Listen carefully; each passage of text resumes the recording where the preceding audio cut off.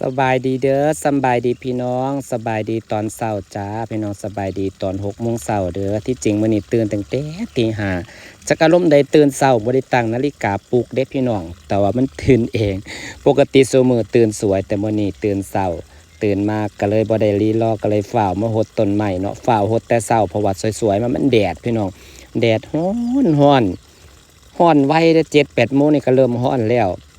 มาเบิ่งดอกไม้นางพี่น้องช่วงนี้ดอกมะลิออกดอกงามคักออกดอกหลายเนี่ยทั้งหดต้นไม้ไปนั่งทำหอมดอกไม้ไปนำมันสิหอมแฮงกินนี่แต่ว่ามะลินี่กินมันสิหอมแบบว่าหอมแบบว่าสบายหัวเด็ดแต่ว่าเพิ่นแต่ว่าดอกแก้วนี่สะหอมแบบว่าชุนๆอยากปวดหัวได้จักหน่อยเนาะแต่หั้นเวลาเราเอาดอกนี่ไปไว้ในห้องนี่มันสิหอมนางบอกเอาไปไว้ในเฮือนสิดับกลิ่นได้เลย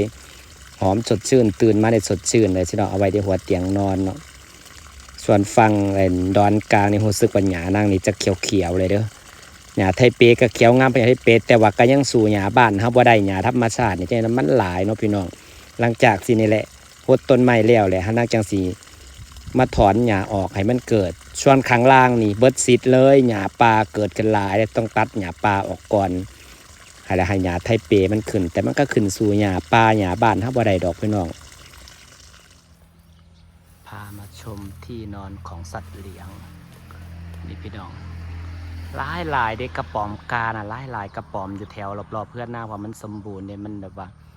ธรรมชาติเดี๋ยวพี่น้องเห็นบ่เขียวงามต้นไม้กับพวก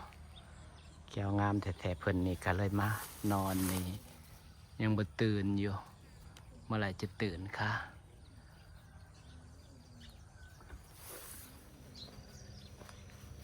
พาพี่น้องส้มสวนนะจ้ามื้อนี้กะ สิมีหยังให้เก็บบ่เนาะสิมาหาอย่างเบิ่งแนวเก็บเนาะจ้ะสิมีหยังให้เก็บละบัดนี้จ้า มีแต่หน่อไม้นี่ล่ะจ้าคือบ่เห็นมีเห็ดเฟืองเนาะมื้อนี้เนาะว่าสิตื่นเช้ามาสิได้มาเก็บเห็ดเฟืองก็บ่มีเห็ดเฟืองให้เก็บจ้าก็เลยสิได้พาพี่น้องมาเบิ่งเผื่อมีบ่มีปูรูเนี่ยบ่มีเลยจ้ามื้อนี้สงสัยบ่ได้กินเห็ดเฟืองมื้อนี้บ่ออกจ้า กัสิพาชมธรรมศาสตร์เลยเดี๋ยวไปลองธรรมศาสตร์รอบบ้านส่วนน้ำตกเขาก็เฮ็ดแล้วเรียบร้อยแล้วจ้า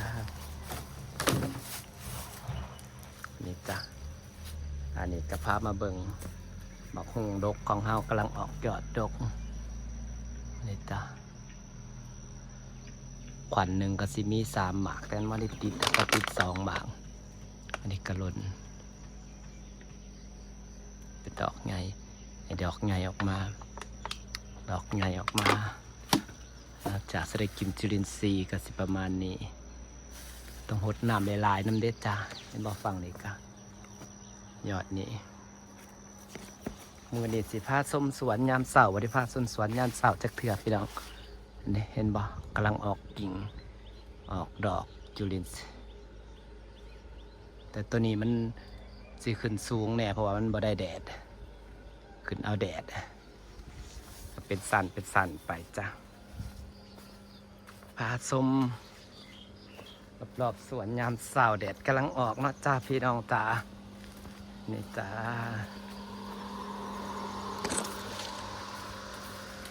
เสาร์มักกัดสิประมาณนี่แหละกาตื่นมาหดพักหดหญ้าตามภาษามะม่วงต้นนี่กาดกแห้งขนาดกินสมเลยกินสมประจำนี่ก็ยังดกไปให้กินอยู่จ้าดกตะหมากใหญ่ๆฝั่งนี่ก็ยังตุงตูตุงโตนดกงูนอยู่พวกละ2 หมากจะได้เด็ดออกหมากใหญ่หลายพอต้นมันกระบอกใหญ่เนาะปีหน้าน่ะสิใหญ่อันนี้ปลูกแค่ปีเดียวเด้อจ้าพี่น้องปลูกแค่ปีเดียวเด้นี่ได้กินแล้วปลูกปีที่แล้วเพิ่งขามหนาฝนมาปีเดียวเองอันนี้ต้นมักซีดา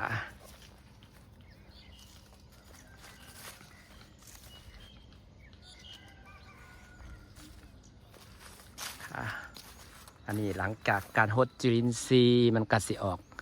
กิ่งแบบนี้เนาะพี่น้องแล้วก็ออกดอกในงากิ่งมันแต่บ่ฮู้ว่าสิติดหมากบ่อันนั้นก็ท่าเบิ่งอีกที่ต้นนี้ก็สีกำลังเริ่มแตกยอดคือกัน จุลินทรีย์เนี่ยเห็นผลไวขนาดที่พี่น้อง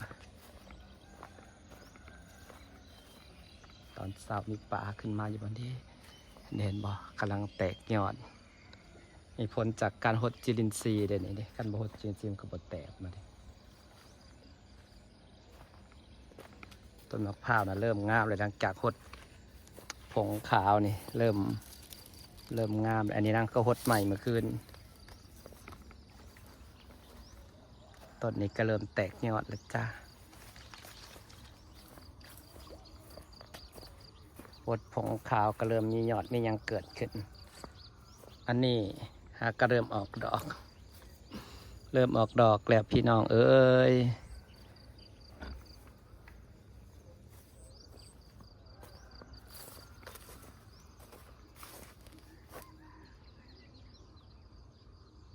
ตอนนี้เริ่มใหญ่แล้วผงขาวลงไปกับแต่หดผงขาวลงไปนี่พวกเบี้ยไม้สีบอแบบว่าสีบอเห็นยอดตายให้มาสังเกตที่เคยผ่านมาเห็นยอดตายมัน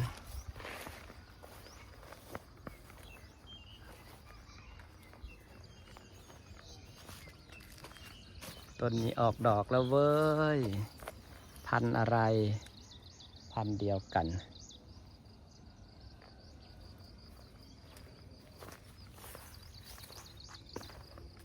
นี่สังเกตสีบมียอดตายพาพี่น้องสมโยยามเศร้าเด้อจ้ะพี่น้องจ้าอันนี้หดเมื่อคืนเป็นบ่สังเกตตั้งแต่ใส่ผงขาวเข้าไปนี่ยอดกระสิขึ้นแบบยอดสมบูรณ์มันกระสิงามมะพร้าวเลือกถูกแล้ว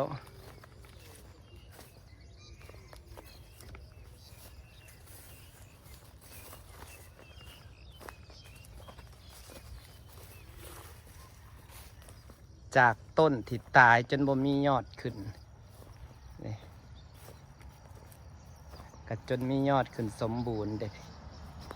นี่ต้นนี้ตายแบบตายจนบ่มีอันนี้ขึ้นนี่ยอดก็เริ่มเป็นยอดสมบูรณ์บรรยากาศแดดเริ่มออกครับพี่น้องพาชมบรรยากาศรอบสวนนี่จ้ะ